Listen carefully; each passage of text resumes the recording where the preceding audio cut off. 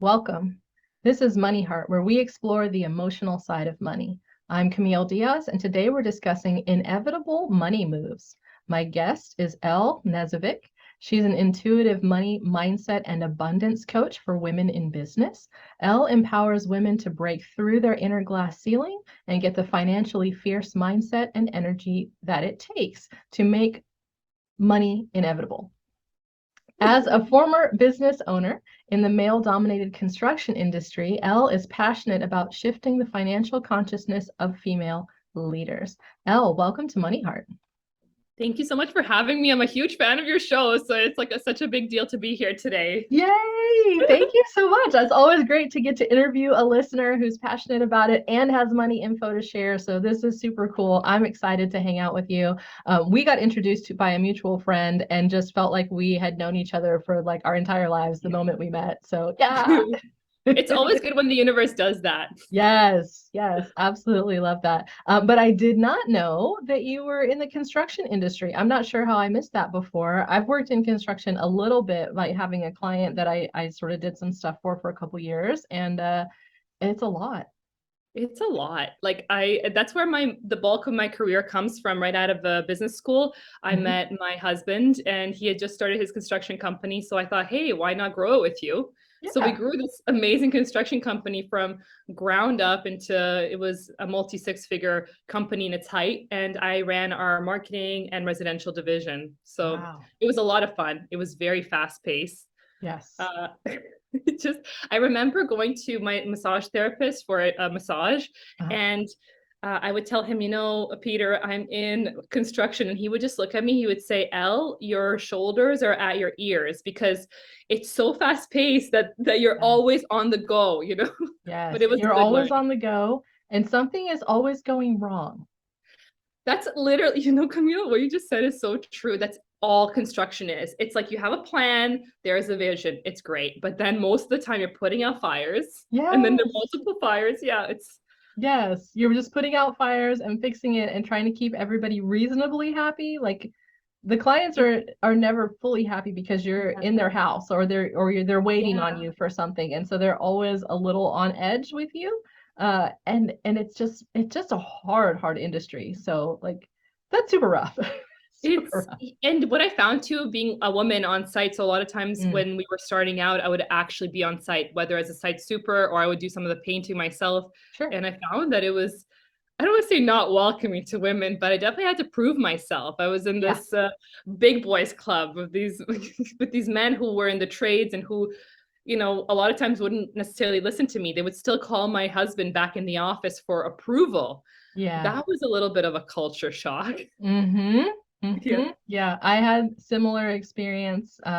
Sometimes I did some work as well, painting, and I would get supplies and I would do, clean up things and whatever. And I think it wasn't until I was better at showing up on time and getting more done than some of these other people who'd been in it for such a long time that I was kind of showing them up and they're like, oh, huh. Yes. And then it kind of Yeah. turned around. I had a little bit more respect on there. And thankfully the person that I was working with was really supportive of me. The owner of the company um, That's a treated big me the deal. same as everybody else and was really, really nice and supportive and kind of told the other people like, hey, don't mess with her because I'll throw you out before I throw her out. So yeah, Absolutely. And I yeah, think for me as well, just establishing a reputation in the construction industry was all about consistency. And that's one of yeah, the biggest pillars to running your own business today. If you're an entrepreneur or you got your own show, consistency, like just show up, like tell the people that you're there. You let your clients know you're there, you're available for yes, business. It builds so much trust because right. even if they're not working with you right away, they know that, hey, you're going to show up consistently and you're going to provide value in some form. So, Right, right. yeah. Yeah, that's exactly it. Just consistency in any industry, just being the one that's there, being the one that shows up and answers questions. So Yes. many people just put up their sign and they're like, "Do buy from me." And then you're like, "Hey, how does this work?" Or, "Hey, what about this?" And Yes. crickets. And you're just like, "Well, now I got to go find somebody else who talks to me." Yes. So I love this theme for today that you have brought, inevitable money moves. let's talk about the money stuff because this is what you do, right? This is your industry now. Tell me This is about what that. How did you even money. switch to It money? was a huge switch. It Yeah. was a bucket of cold water in the morning. Was I prepared? Probably not. Yeah. Is any of us prepared when we start our own business? No. I No. always wanted to be an entrepreneur. My mom was an entrepreneur, so my former spouse was an entrepreneur. I watched businesses start and grow, and I love the challenge of how do we create a real thriving entity from nothing, from scratch. Yes. And when I left the construction business, I started out on my own. I started out as a meditation coach for moms because at the time I had become a mom, and I'm like, oh, there's stress in our lives, so let's meditate, Yeah. which was great. Yeah. But it was at the start of COVID, and Mm. I was doing it on my own, and I found like I ran into some serious blocks. So the blocks I realized were all in me, actually, mostly how to show up, visibility blocks, blocks around selling, blocks around money, Mhm. all of the stuff in the back of my head that I had kind of pushed aside in my thriving career and school, Yep. right? Now we're at the forefront because now it was Elle's time to pay bills fully, and it was Right. my time to show up fully, and that was terrifying. Yeah. So I started interviewing. I predominantly work with women, although we're going to talk about principles that apply to both men and women today. But the Sure. more I interviewed women, the more I realized actually this is ingrained in us. From a visibility feature, it's a little scary for someone to step in front of this big audience, this online space, say, Mhm. this is who I am, and this is my price. Right. How do we not feel icky doing that? How do we not feel kind of shameful or scared to do that? So Yeah. this is where the money mindset comes in. This is literally what I do. It's my it's my bread and butter. I love it. And then because I include a lot of intuitive practices, it's like I call myself an intuitive money mindset and abundance worker because really truly I think it has to go not only mindset, cleaning out subconscious, but then also working with the superconscious mind, working with the universe or whatever you believe in, whatever your universe is, whether that's just life or rhythm or flow, doesn't matter. So Mhm. yeah, so I have so much to say today, Camille. You will have to cut me off at some point. That's okay. We're going to try to get as much of it in as we possibly can. I love how you pointed out, like, does anybody as an entrepreneur really know what they're doing and what they're getting into? It's almost like becoming a parent. People can tell you how it is. They can tell you what the amazing stuff is. They can tell you what the really hard stuff is. But until you're in it, you don't really know. Like, you don't really have a clue what it's like until you do it. So, And yeah. there's so much of that analogy. We can even go into the whole pregnancy phase. You're so excited, you have an idea for a business. You're like, yes, I'm going to do this. And you start talking about it Yeah, until the moment where you have to actually sell and right. show money coming into your account. When that baby is born, you're like, okay, who's going to change this diaper? Real life has just hit. Yes. It's Yeah. 3 a.m. I just want to sleep. I don't want to deal with this. Right, Yeah. right. Yeah. So, Somebody has to come up with food. Somebody has to change the yes. diapers. Yes. Same thing in a business. Somebody has to pay the bills. Somebody has to Yeah. clean the place. Somebody like all that Yeah. stuff. And if you're a solopreneur, somebody is you. So Somebody's all the somebodies are you all the until you somebodies are are able you. to invest in, a VA or whatever it is that you need. Yeah. Right, right. Yeah. All the somebodies are you. So yes, it takes a lot of adjustment. And you got to learn on the job. It's not Yeah. like you can go figure all this out ahead of time and then go into it and everything runs smoothly and perfectly. No matter how much education you give yourself ahead of time, you might be a little bit ahead of the game, but not much because still stuff's going to fly at you that you don't know. So talk a little bit about just the word money. I know that's kind of where you start when you're working with people. Where do we get tripped up in this kind of money mindset? Where are we blocking ourselves? All of that. I probably skipped ahead, but I love all this. So just kick us off with like No, what's up it's with this word money that we tie yeah. so much baggage to sometimes. Yes, and it really does. First of all, there's a reason why we don't discuss salaries with our friends and family. There's a reason why we don't discuss incomes even when we become business owners. I feel like we only really discuss incomes other than with our partners or our spouses. We only discuss them with our coaches. We don't discuss them with family and friends. There's an element of, let's say, shame or a discomfort You wouldn't go up to somebody and be like, hey, how much do you make a year? Because then, why? Because we're triggered. So money actually creates like this really intense anxiety over how much we have, how much we can afford, all of the things. So when we talk about money, I think that word, even looking at the word money, and just if you're listening to this podcast right now, or you're watching this beautiful video right now, just think about what the word money means for you. And it's not just the word money, anything associated. So money in all of its branches. So we're talking about finances, budgeting, spending, anything to do with currency. And it could be in English, it could be in a language that you speak from back home. I'm Eastern European, so I think of the word pare or dineros in Spanish. Yeah. I'm learning Spanish right now. So Nice. just thinking about what that actually evokes for you. And what comes to mind really is a small tip of the iceberg, because the rest of the things around money are in subconscious mind. We actually don't know how much we keep in ourselves, especially in our subconscious, when it comes to money blocks. So this is why looking at money blocks is really important. Going through it is really important. It's kind of like the shadow work of the money mindset work. It's not sexy, and oftentimes it is not fun. But I promise you, looking at it, letting things come up, feeling whatever needs to be felt, going through it builds compassion for yourself so you can start to release some of this stuff.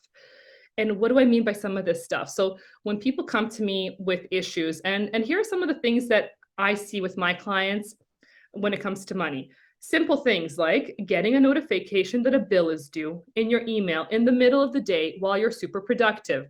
And what can oftentimes happen if you're not prepared, or you haven't, set yourself stably in your money mindset, is you start on a downward spiral. So just think about this and see if this is you.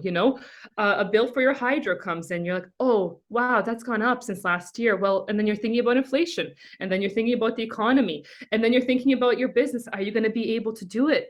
And then all of a sudden, like, you've really gone down that spiral of what if, how can I do this?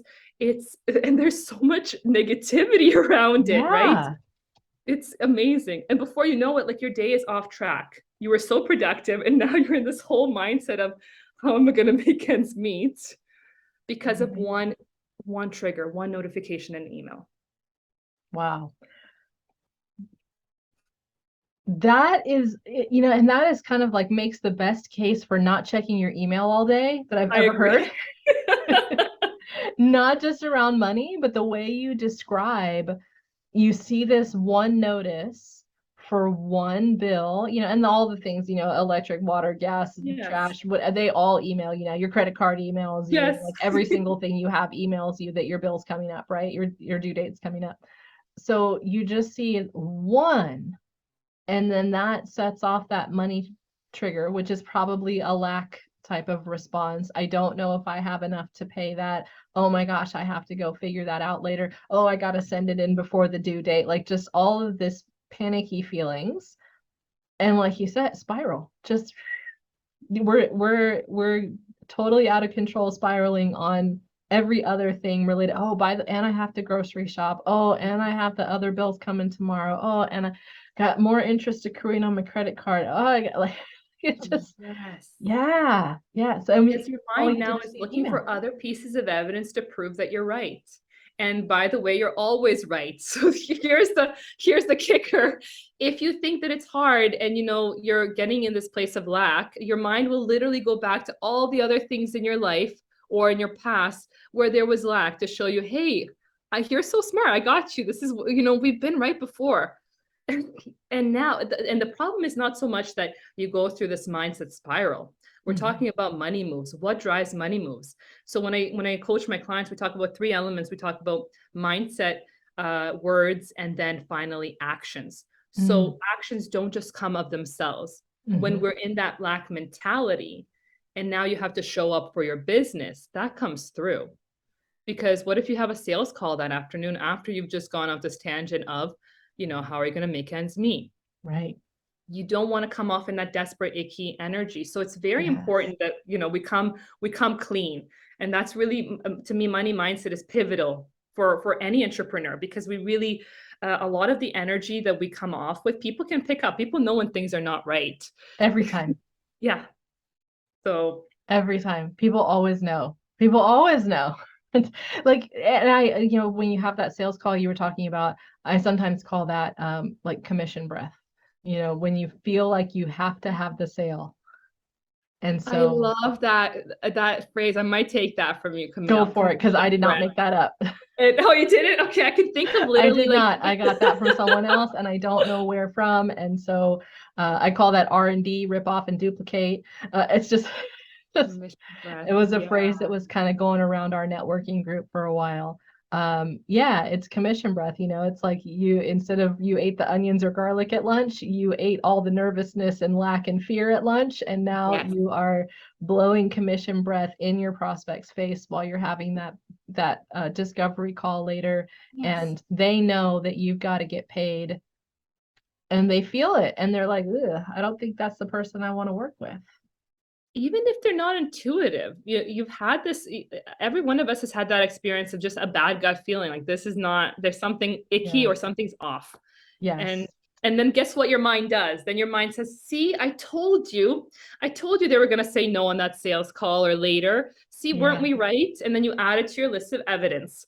So Right. this is why it's so important. Like we're going to go into 3 mindset shifts that I use, I teach my clients to use all the time. That's what we're eventually getting into. But this is why this work is so pivotal, to stop it when it starts, to Right. have compassion for yourself still, not to beat up on yourself for any of this mindset of the lack mindset. Because I would really like to, if it's okay with you, I'd really like to touch upon where I think the subconscious lacking mentality comes for us as Yes. entrepreneurs. Awesome. So really, there's 3 fundamental reasons why we have lack mentality. The first one you've heard of before. It's a simple one. It's childhood. Typically, Hmm. when I speak to my clients, they'll tell me things like, there was no money for summer camp. They were watching mom and dad budget all the time. Anytime that their friends had new clothes or something cool, they would always have to either save up or wait for Christmas. So let me know Right. if that's you, or if if you can think of all the other things in your childhood where you felt somehow that money was limited, Yeah. So right? I can share a short story on Yeah. this one because this one did used to apply to me. My mom was a single mom for a while, and we were on a tight budget. And she, this was before you had apps and spreadsheets and whatever. Like, she just had this little note card that she kept in her, like a 3x5 card, kept it in her purse, and she wrote her budget on there in pencil. And then when she'd spend something, she would erase and write the new number of how much she had left in that category. So she had this card, and somehow I would watch her do this, and it made me very good at saving, very good at budgeting, very good at managing money, very good at not overspending, like all of that kind of stuff it was good for. But it gave me a limiter that I thought I would always have just enough, Mm. just enough to get by, just enough to pay all the bills, just enough to get the things we needed. And I held myself at just enough Wow. for years, until I released that block, figured it out, went, oh, I'm allowed to have more than enough. It's okay. We're good now. But I had no idea that that was even a thing until I went through an exercise with a coach that had us kind of look at all these different areas. And that one came up for me. And I was like, oh, I had no idea. Mhm. I had no idea that that was stuck and that it was even making a difference, because I did get so many great skills from it, but it got that one limiter. And it just, for some reason, whatever I needed was there, but anything extra just kind of disappeared. So Thank crazy. you for sharing that story. That's Yeah.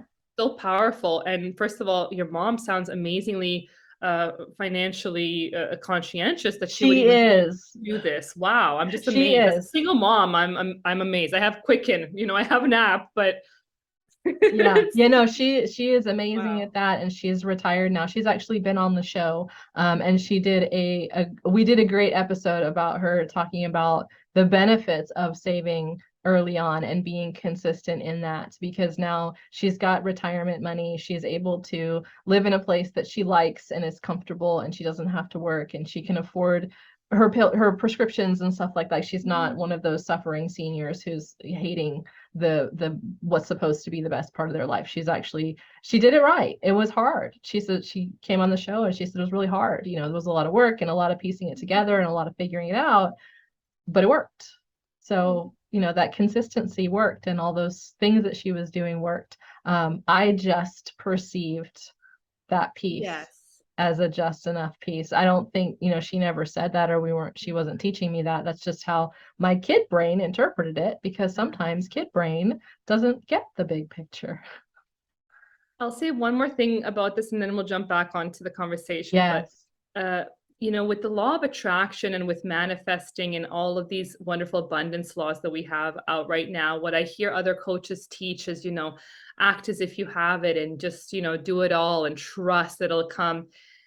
I don't necessarily believe that that's prudent. So if you're listening to this right now and you're in a period where you have to heavily budget or you're watching what you're spending, I would really just invite you to do it with knowing that you're doing it for yourself and with gratitude and joy, because there's a difference between budgeting and feeling like, oh, there's no Uber Eats this month. This really sucks. That's Yes. one mentality. And then there's Yes. the other mentality of saying, well, my future self is really going to benefit from a comfortable retirement, like your mom, Yeah. or from that vacation that I'm going to go on. So I'm doing this for myself because I love myself. I'm budgeting. It's Yeah. and what changes that is just mentality. It's the same Right. action. You're budgeting. You're still budgeting, you're still saving, and knowing, like, I care about myself enough to Yes, make sure that I have adequate money saved for retirement, for vacation, for bills, for food, for new shoes. Like, this budgeting is serving me rather than this budgeting is inhibiting me. absolutely. Yeah. That's wow. Right? That simple shift of this is a self-service. This Yes. is not a stunt, Right. a limiter to me. Just Right. wow. Yeah. Yeah. Yeah. This So budgeting is awesome. yay, we're budgeting. Yeah, yeah, yeah, exactly. And you can call it, like, I've even heard people shift their wording to calling it a spending plan Oh, I because they love didn't like the idea of not being able to spend. that. Well, you are spending, you're just selectively spending instead of Yeah, randomly and impulsively spending. So, that's yeah, it's all about perspective, right? it It just really is. It really is. then Okay, so childhood is one of those things that keeps yeah. us small. So What's one the of the second three. one? So one of the three is childhood. The next one is ancestral. So I'm gonna share with you something that's not going to sound real, but I promise you it is 100% real. In his book, Healing Trauma, Peter Levine talks about this experiment that scientists did with lab mice. And they basically, the first generation of lab mice smelled cherry blossoms. They had no reaction to the cherry blossoms. They didn't know what these were, whatever. Then scientists started zapping them. So they would let them smell cherry blossoms and then zap the mice. Okay. And what happened like over a few times is the mice obviously developed a trauma response. So every time they would smell the cherry blossoms, they would kind of stop, freeze in fear. Yeah. That makes sense to us, right? First Right. You're like, generation. oh, I don't want to get zapped again. What is remarkable is that 5 generations of lab mice later, none of which were ever zapped. So only that first generation was zapped. But 5 generations after would have the exact same reaction to smelling cherry blossoms. So, Wow. so think about it. Your great grandfather smelled cherry blossoms, was zapped, and today you're smelling cherry blossoms and you're freezing. Now you're thinking, cool, Elle, what a great experiment. Thank you for sharing with us how people torture lab mice. That's not what this is about. Okay. Right. The point of the story is ingrained in our cellular structure is the memory of ancestral trauma. And one of the things I can 100% bet on is you, Camille, me, any one of our listeners today has an ancestor or a family member within 5 generations of where they are today who has gone through famine, who has gone through war, starvation, lack. What I'm trying to say is we carry that. I only have to go one generation. I know those people, right? It's not far. It's not that far. Yeah. Yeah. Yeah. So we're inheriting a lot of that when we come through. And now you want to be a business owner and you want to be an entrepreneur and you want to be making, 6 figures plus, and you want to be having an easy lifestyle. And one of the things that I find with my clients is that guilt too that comes through, which makes Mm. no logical sense. Yes. Actually, the guilt of, oh, it's not so hard to run my business and make money, but like my parents suffered, my grandparents suffered. How can I, is it okay not to work 80 hours a week and still make money? Right. It's a lot to go through. Yeah. So we talked about childhood, we talked about ancestral, and the last one is pretty simple. It's collective. There's a lot in our collective structure, a lot in our collective subconscious mind, particularly when it comes to women and money. And I won't go on my full rant about women and money and Just a small rant. just a tiny, just let me just touch on it, okay? I'm Yeah. just going to say that up until very recently, the glass ceiling was not just a corporate thing, it was a real thing where women Mm. did not inherit, where women's dowries were passed from fathers to husbands. Hmm. Essentially, not even 150 years ago, we were viewed as assets, right? We were like, Right. our husbands, I don't want to say owned us, but yeah. Yeah. So that is all still ingrained in our collective. So again, when you're getting on that sales call and you're wondering why you're having all these apprehensions about making money, there's a plethora. And my final point on all this is having compassion for yourself, just knowing that this exists and it's a real thing and it's in the subconscious mind. It can be cleared, but there's no reason to have self-judgment around it. There's no Hmm. reason to really, to feel lack and not feel good about money, but then also judge yourself for not feeling good about your money situation. That to me is way worse. There's so many solutions out there to clear up the mindset around it. So that's so now we've gone through like what it actually the subconscious blocks. Yes, yes. And that was really huge. We don't even realize sometimes how deeply those things run and how ingrained they are in us. Um, that one about the story where what was this movie? Tin Cup. I don't know if you've ever seen that movie. Have you seen that movie? The golf, it's I've like a not golf seen movie. it. Kevin Costner. It's a good 20, 25 years old. It's not a new movie at all. But Renee Russo's character comes in and she gives a riddle and she says, um, a uh, I think it's a father and his son are in a car accident and they are taken to separate hospitals. And when the doctor comes in to treat the son, the doctor says, I can't operate on this boy. He's my son. How is that possible? And it's supposed to reveal that stereotype because everyone's confused. They're like, well, the dad's not there, so it can't be the son. Well, the doctor's a woman, she's the mother, Oh, but people miss it. That's the isn't point of the that, story, is that oh, people weren't even perceiving that the doctor, the surgeon, could have been the could have mother. been a Right. woman. Right. Yeah. It's just, Wow. yeah, that's the point of the story. And it's very funny in the movie. I really love that movie, even though it's cheesy, but I really like it. It's fun. I love me my cheesy movies, okay? So it's okay. You Right. can get something, Yeah. yeah. Oh my gosh, so many cheesy movies that I love. I'll just put it out there. My favorite movie is Clue from 1985. So yeah. All-time favorite movie. Totally off topic, but the Yeah. point being that everyone seems to know that these things exist. We know that we have these preconceived ideas. We know that we have this stuff kind of stuck in there somewhere. Uh, but realizing that we don't have to feel bad about it. It's like it's there, it got programmed. Okay, great, let's move on. Let's Yeah. figure it out, let's clear it, let's do something else. So I love that part of your message of saying it's a real thing.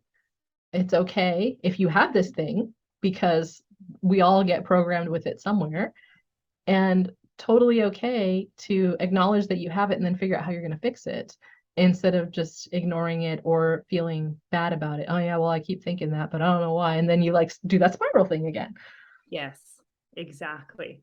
Yeah. And it'll happen for an entrepreneur. And if you're running your own business, it'll happen at different stages. So, you'll have these blocks coming through when you're just trying to make ends meet, when you're just trying to get yourself out of the red as an entrepreneur. We've all been there. And then it'll happen when you're trying to break past, 10, 20K a month. And then it'll happen again when you're trying to break past the next ceiling. Right. So it's very normal. This is like your subconscious mind really trying to keep you safe and trying to say, hey, are you sure you want to do this? It's a big jump. So it'll always be there, but knowing that that's something that you can just work on the Yeah. same way that we, eat well or exercise. Well, Right. some of us. Right. Some of us that can't.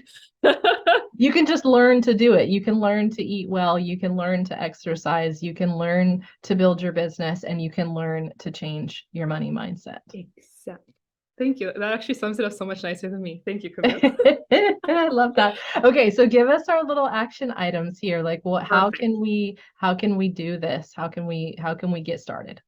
Perfect. So I'm going to give you three mindset hacks. So Perfect. remember, mindset drives words, that drives actions, and sometimes money just drives action without the words. So mindset is what we're going after. Money moves are literally the results of the money mindset. So three mindset shifts, starting with the first one. See plenitude in everything. See abundance in everything. And I oftentimes play a game with myself of like, when I'm driving on the highway and I see something that I really like, I'll point at it and I'll be like, oh, that's abundance or that's money. When I'm seeing like a really like nice sports car, when I'm seeing a really nice fancy place for dinner, when I see someone wearing really beautiful clothes, whatever money, wealth means to you, the moment that you see it, just point at it and just show yourself like that's where it is. It's out there. And if it's out there, it's available for me. So what we're Mm. doing here in this game, this is like a perpetual game. I think I play it. I've been playing it for a couple of years now, and I still to this day, and I really recommend it to my clients because you're continuously giving evidence to your subconscious mind that wealth exists Mhm. and wealth is available. Mhm. So remember how we just talked about this whole lack mentality of like, oh, do you Yes. remember that time when you no, now you're showing your subconscious mind, hey, look, it's out there. And so one of the thoughts that I use is like my perfect clients are out there and fully available for me. So Yeah. everything that you need in order to have a successful business in this day and age is out there and totally there for you. We have this amazing tool called the internet. We have people who are available for networking. We have coaching. We have books. Anything that you might need to get into success mode, you have. We really are living in an incredible time. Yes. So, reigniting your mindset to see opportunity and abundance in everything. And it also opens up that portal of creativity to say, like, I wonder how money's going to find me today. Ooh, When I like that phrase. And I like the way that you put this of because you connected an extra step that I feel like might have been missed before, which is and it's available to me. I feel like a lot of times we notice the abundance that's out there. Oh, check out that car. Oh, that's nice dress. Like all of that. We notice the jewelry and the clothing and the cars and the homes and the stuff we see on the internet and all. We see it. We Mhm. notice it. We know there's abundance, but we don't say, and it's available to me. Yeah. In Thank you fact, for I that. think sometimes we think it's not available to me. And this is okay, again, this is where perception is key. Yeah. In that moment of witnessing that wealth, okay, you can say, oh, that's somebody else's wealth, that's somebody else's really nice car. And I think most of us do that, but then what that creates is like you contrast yourself and then you're like, by contrast, am I not driving a nice car? No. When you see something really nice outside, you can just one of my mentors actually taught me this phrase. She said, some of that for me, please. So witnessing wealth outside, and anytime you see something that's like really beautiful or that you would love, some of that for me, please. And sometimes I Yes. talk to the universe. Sometimes I ask myself, like, can we get there? I don't need to know how, but I know that I'm asking for it, and I am I'm in receptive mode of it. Yeah. Yeah. Just opening up. Ooh, that is really lovely. I would like some of that for me, please. Yeah, And definitely. this is where you see also really successful people cheering on other people's success. Yes. Because truly, ultimately, if it's in your reality and you're witnessing someone else succeed, Mhm. that means you have in you the ability to see this success frequency. That means it's in you. Right. If you were not seeing other people succeed, it would also tell you that perhaps there's more work to be done, Yeah. around the wealth frequency. And Yeah. also when other people are succeeding, it also means that like you're going to be succeeding too. It's Yeah. just a matter of time. It builds that trust. So yeah, first mindset hack, see plentitude everywhere. Some of that for me, please. I mean, that's kind of like a 2 point, but Yeah. whatever. We'll call it one. We'll call it once because We'll I have call I it have one. Okay. okay, What's we'll the call next it one? Follow one. And as always, for any listener out there, like take what works, leave the rest. I mean, I'm eccentric and kind of kooky, but whatever clicks for you is what's most important, truly. Yeah. Yeah. So our second mindset hack for today is just deciding to succeed. Your success is inevitable. You don't need to know how, just knowing that you're going to do it. And taking a couple of moments perhaps and just kind of committing to yourself and saying like, I am succeeding. I put no pressure on my journey or my timing.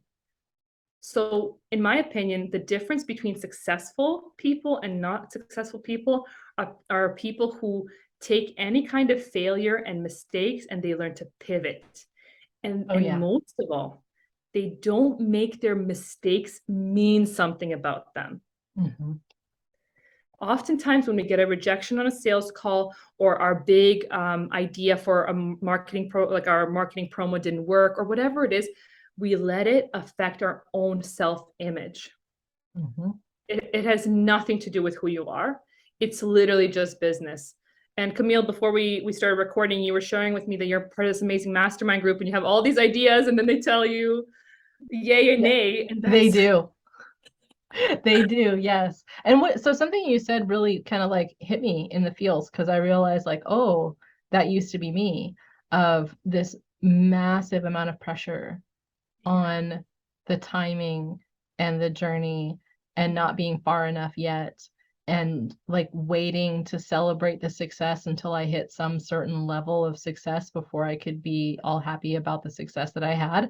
And like that is the fastest way to not get any more, to not be grateful and happy about the success you've achieved, and to put all this pressure on getting more and more and more, and oh, I got to hit this other thing, and oh, I didn't make the same as that person, or oh, I'm not quite up to that level. Like, yeah, I wasted a lot of time hanging out there. So I just want to tell everybody else, like, if you can get past that faster than me, good job. Just go right on by that. You don't need that. just go, Yeah. don't give up. Like Yeah. timing is just what we make of it in our minds. Truly, there is no time in the universe. When we look at it, time is an illusion. I think Einstein said that the best. But we as business owners, we really want it today. We want a business that we can start year one and then live off of in year two or year three. Yes. We want it to feed us. And then we want luxury vacation and all the things from this business. It's still a baby. And now, don't get me wrong, there are stories of amazing success and we think overnight success out there. But again, comparing yourself to that and then setting yourself in a lack mentality, that's where we got to stop. Your timing is your timing, but deciding that your success is inevitable, it's going to happen. It's just a matter of what is going to work for your audience right now, what's going to work for your clients right now, and what's going to work for you in your own timing, in your own rhythm. And this is where Camille, our amazing productivity coach, comes in and teaches you how to actually maximize your time, because we're all different. The way that I operate during the day is completely different than I'm assuming you, Camille. So I have no idea. Yeah. I would think so, because most people operate differently during the day. And that's one of the things that I focus on, is like helping people figure out how they operate and then optimize how they operate. Don't operate how I operate, because that's not necessarily going to be you. So like I'm a total morning person, and I have clients who are like, no, my time is at night. I'm like, great, let's set your schedule up so you're doing the important stuff at night, because that's when your brain wants to do it. So yeah. Totally. And Yeah. that's just along the same lines. Yeah. But that's one tiny shift that you can make in your business, right? The way that you operate. Now you can make marketing shifts, you can make sales shifts, you can make pivots around your client avatar. But again, being able to know that I'm going to succeed, it's going to happen. I've taken out timing from the equation. I'm just going to put myself out there and try different things until it happens. Right. Yeah, it's guaranteed to happen. I'm just going to keep going and watch it happen. So, and it's true. We're surrounded by so many success stories of people who have been in business a long time, who will literally say the same thing to you. And why are they successful? Because they've been in business a long time. They just hung out. They just stayed.